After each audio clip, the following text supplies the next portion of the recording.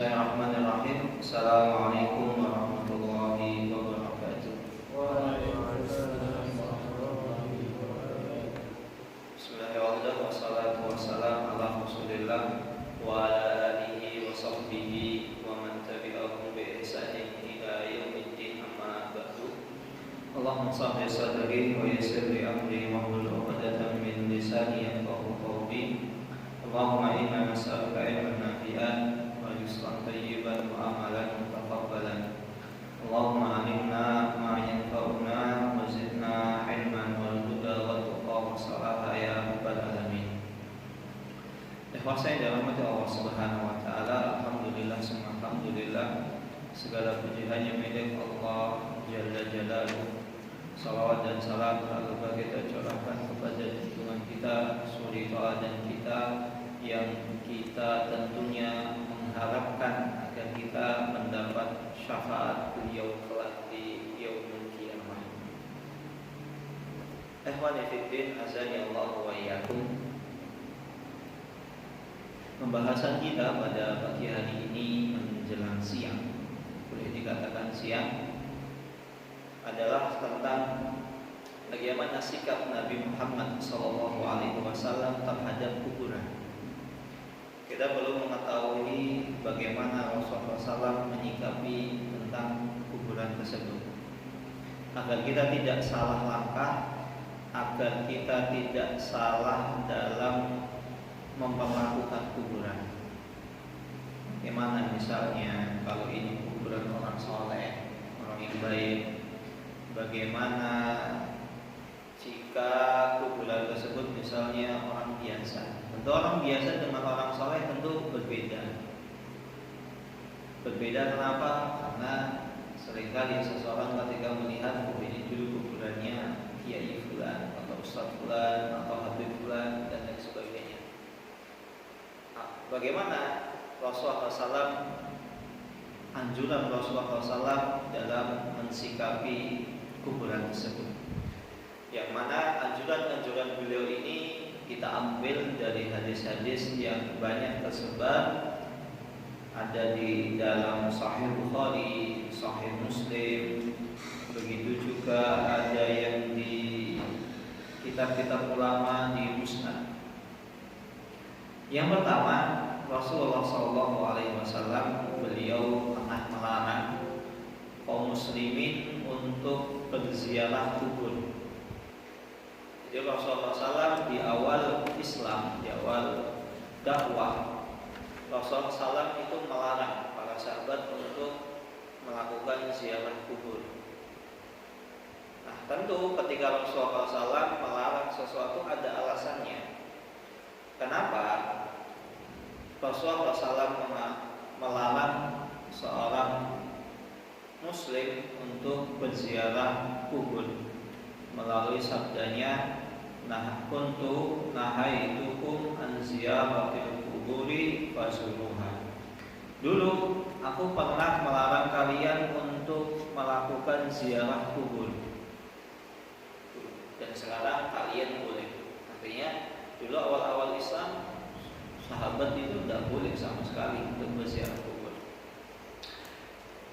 Hal tersebut disebabkan karena ketika itu kaum muslimin masih dalam fase awal, masih awal-awal, masih dalam proses penanaman tauhid, masih dalam proses pembangunan akidah yang kuat. Terlebih lagi ketika itu mereka belum lama masuk Islam, yang mana mereka orang kafir Quraisy di dunia adalah para penyembah berhala. Sehingga ditakutkan ketika mereka masuk Islam dan dibolehkan berziarah kubur, mereka melakukan hal-hal yang ternyata dalam Islam itu dilarang. Jadi awalnya tidak boleh. Sampai ketika imannya, tauhidnya, fondasi keagamaan para sahabat itu mulai terbangun, mulai kokoh, mulai kuat, Rasulullah SAW beliau memperbolehkan untuk melakukan ziarah kubur. Karena ketika itu tauhid, iman sudah terbangun, sudah kokoh, insya Allah apa yang dikhawatirkan Rasulullah berupa keputusan kepada kuburan-kuburan tertentu itu bisa dihindari. Nah, seperti itu. Kemudian yang kedua, Rasulullah SAW beliau melarang seseorang untuk sholat di kuburan atau sholat menghadap kuburan. Hal tersebut melalui sabda beliau, yaitu hadis riwayat Muslim nomor 972. La tusalli ilal kuburi wa la tajlisu 'alaiha. Janganlah kalian sekali-kali salat menghadap ke kuburan, atau jangan pula kalian duduk di atas kuburan. Jadi kita dilarang untuk salat di kuburan. Kita salat di kuburan itu tidak boleh. Hukum asalnya seseorang salat di kuburan itu tidak boleh. Kecuali, ini dikecualikan, seseorang misalnya dia belum sempat menyolatkan jenazah. Belum sempat menyolatkan jenazah. Misalnya bapaknya atau ibunya, keluarga terdekatnya belum dia sholatkan, padahal misalnya meninggal di Jogja. Posisi dia ketika itu di Sulawesi, ya di Makassar atau di Balikpapan, yang transportasi itu sulit. Kalau Jakarta insya Allah mudah, cari travel nyampe. Kalau luar pulau itu agak sulit. Nah, misalnya antum di Sulawesi atau di Kalimantan, keluarga antum, bapak atau ibu meninggal, dan antum belum sempat untuk menyolatkan keluarga antum tadi, maka antum boleh menyolatkannya di kuburan. Itu dengan catatan belum sempat menyolatkan, dan orang yang belum sempat disolatkan adalah keluarga terdekat. Itu salat yang kedua. Salat yang ketiga adalah aman atau terhindar dari fitnah. Jadi antum nyolatinya kira-kira orang itu sudah mulai sepi, biar tidak menimbulkan fitnah. Oh, Ustaz misalnya, Ustaz Fadel sholat di kuburan, artinya sholat di kuburan boleh. Sehingga masyarakat awam akhirnya menganggap bahwasanya itu diperbolehkan.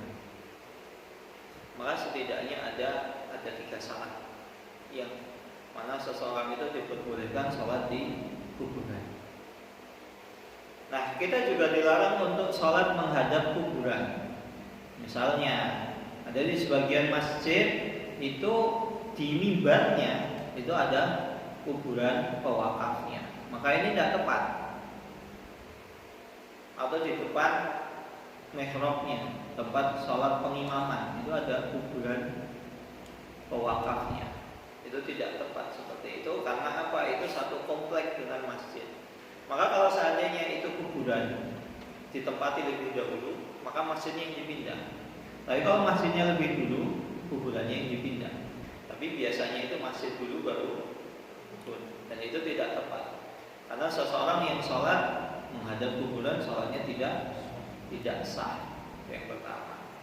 Nah, bagaimana kalau seandainya misalnya sang pewakaf sudah mewasiatkan, nanti kalau saya meninggal, tolong saya dikubur di mana? Di masjid yang saya bangun di komplek tersebut, di depan pengimaman. Apakah kita wajib untuk melaksanakan wasiatnya?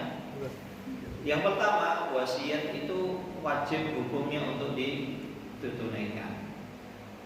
Namun ketika bertepatan atau berkaitan dengan sesuatu hal itu maksiat, maka tidak wajib untuk kita taati. Maka jangan dikuburkan di masjid.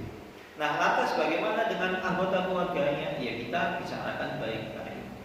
Kita sampaikan kepada mereka, kita nasihati hukumnya seperti ini. Bahkan bisa jadi membuat orang-orang yang sholat di masjid itu tidak sah sholatnya. Apalagi tentu pewakaf itu menginginkan masjid itu makmur, banyak orang sholat di sana sehingga dia dapat amal jariah. Karena sampaikan jangan sampai tujuan mulianya itu malah ternodai, malah niatnya agar dapat pahala tapi ternyata tidak dapat pahala. Maka seperti ini bisa disampaikan dengan cara baik-baik.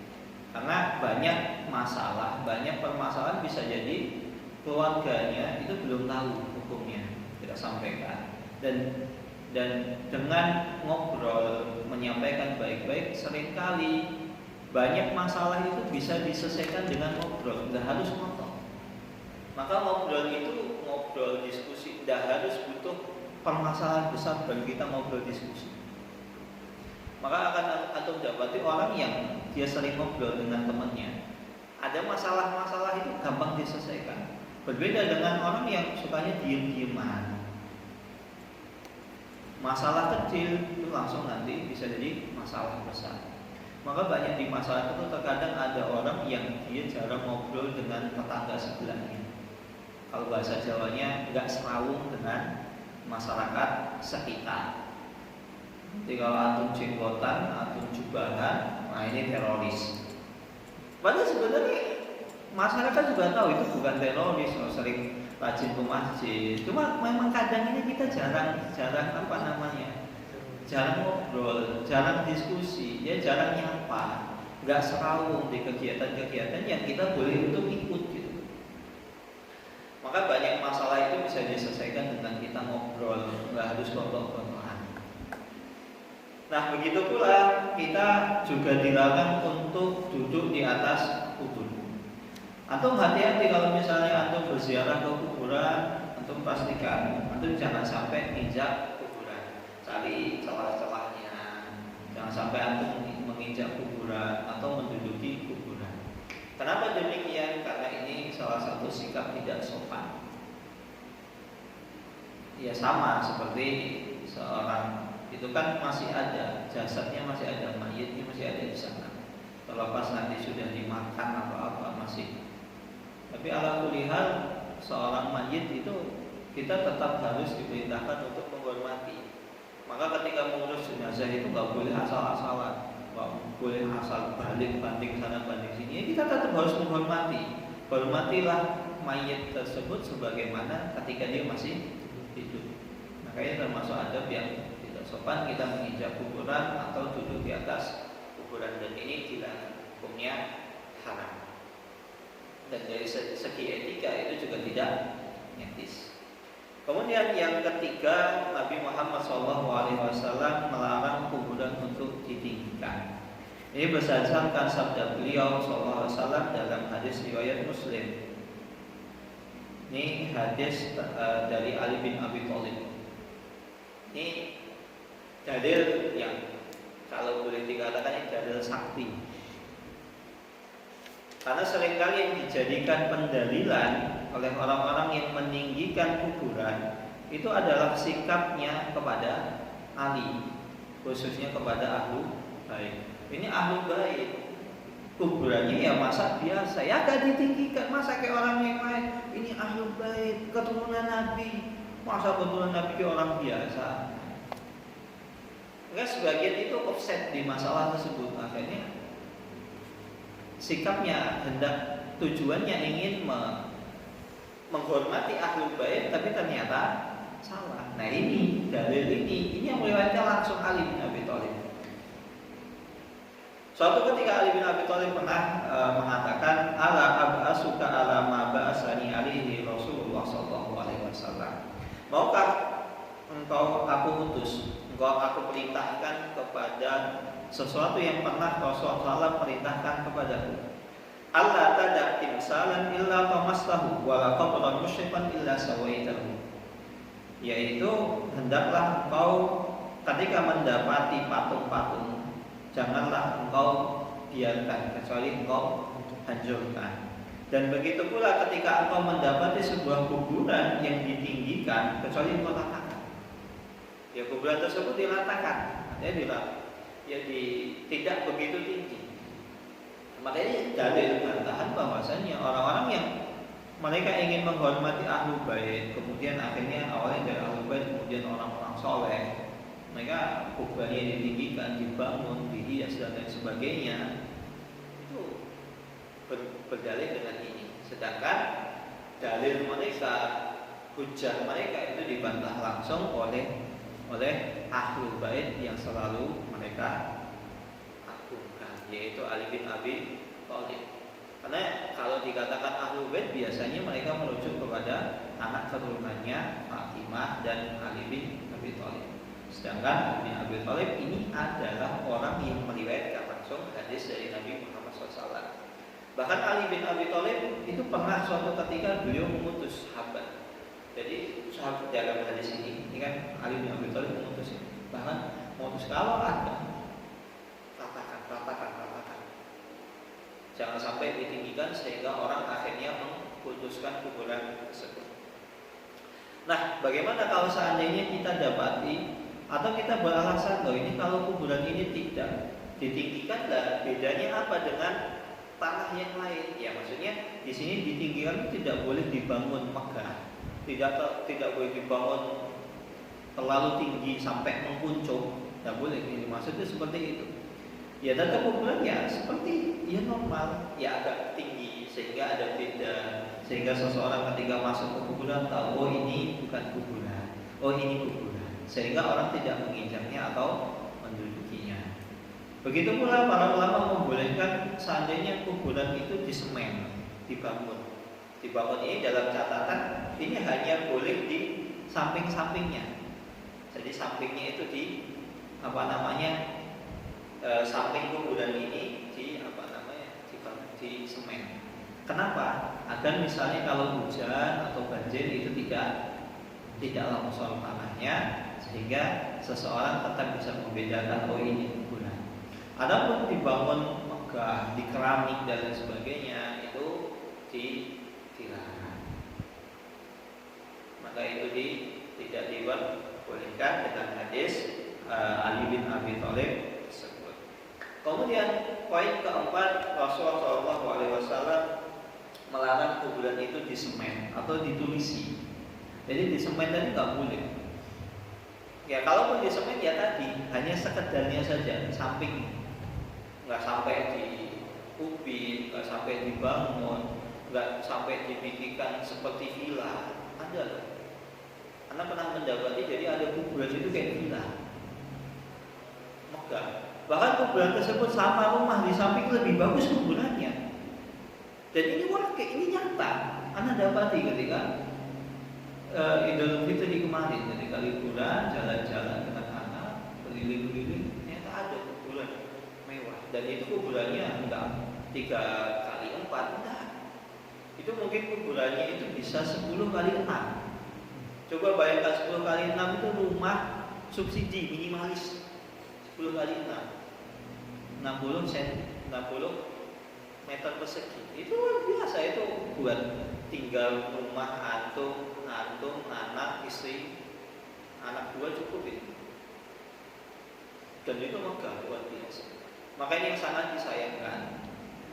Dan terlebih lagi sekarang kuburan itu lebih ramai dibanding masjid. Orang ke masjid sedikit, kuburan banyak.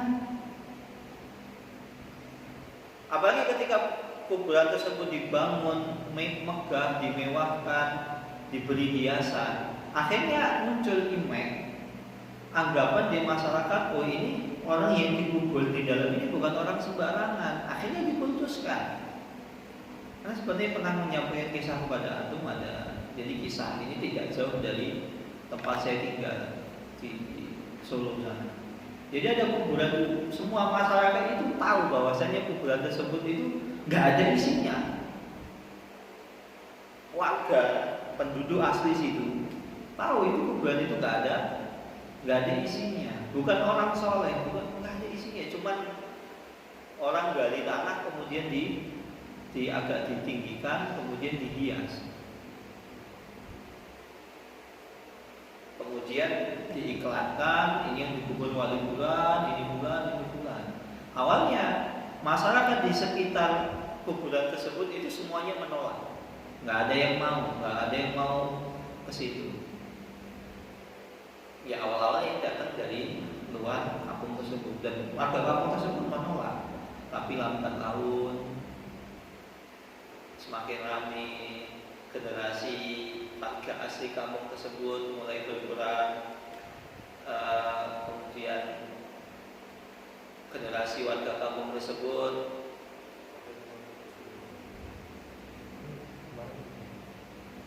Fauzi. Nah, sini.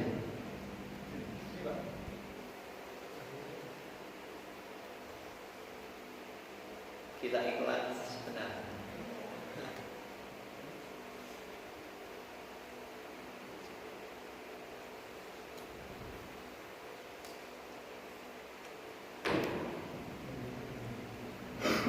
Jadi awalnya, jadi warga kampung tersebut itu semuanya tahu bahwasanya kuburan tersebut itu tidak ada isinya.